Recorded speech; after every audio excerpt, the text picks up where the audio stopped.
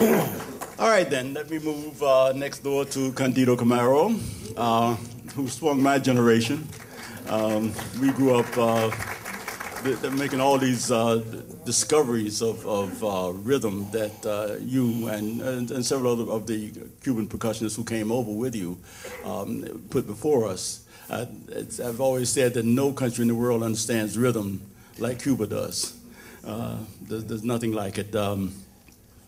Now, but the thing is, you had some band experience in Havana, and not a lot is known about the band scene in Havana. Can you tell us something like what it was like back in the 40s before you came to the States? Bueno, in Havana, Cuba, on the beginning of the 40s, all over the island was very impressed because the people, they enjoy and like to hear jazz all the time on the radio. To all the big band names, like Duke Ellington, Count Basie, Dizzy Gillespie, Charlie Parker, Lionel Hampton, Rugan, and on and on. So that was very strong feeling to be invited on the jazz area, yeah. Now, there was the traditional street drumming, of course, was very important to congueros like you. What was it like? Can you tell us something about jamming with the other percussionists in informal sessions? Well, when I met Chano Pozo, we were very close friends. We were together in one of the famous nightclubs in Havana, Cuba, Tropicana nightclub. So he was on the show, and I was on the band with Armando Romeo Jr. So that's why we met together. After that, 1946, I came with the dance team from Havana to United States, and Havana, Madrid nightclub with a dance team by the name of Carmen and Rolando. They brought me to United States. We have a 6 months contract on the same place. When we finished that contract, then a friend of mine took me to Palladium Ballroom. Machito and Graciela was playing there, and Tiro Puente was playing there. Brando. So my friend introduced me to Dizzy Gillespie, because Dizzy Gillespie was looking for a conga player because Chano Pozo got killed in 1948. So my friend introduced me to Dizzy Gillespie. So Dizzy Gillespie, he don't know what word in Spanish, I don't know what word in English. So we were talking, hand talk. So my friend asked Dizzy, you want to know about him? So my friend asked me a lot of questions. So Dizzy said, I want to hear him play with Machito band and also Tiro Puente band.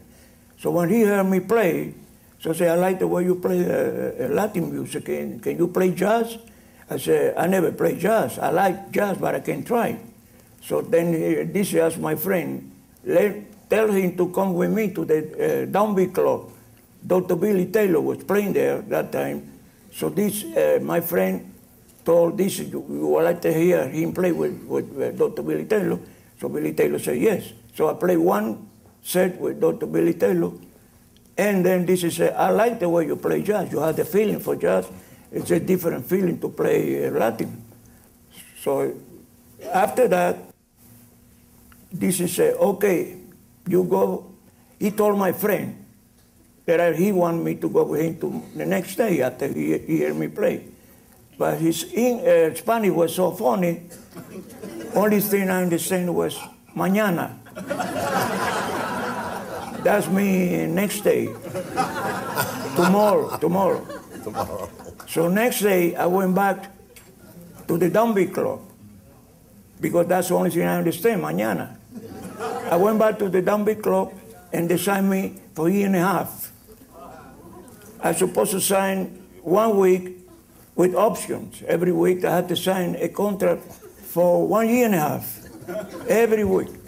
So then Dizzy Gillespie, he sent Winton Kelly, who was a Panamanian, the family, and he speaks Spanish. He was speak Spanish.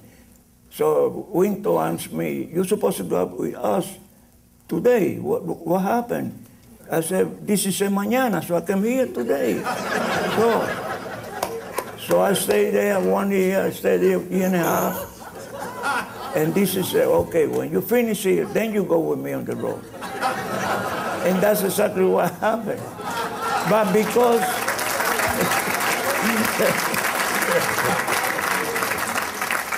because I stayed with Dr. Billy Taylor 1 year and a half, he was the house band, the trio.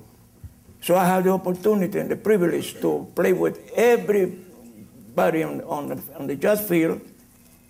Every week they change band, the group. So I have the opportunity and the privilege, and so lucky to be playing with everyone and on the jazz field, the top.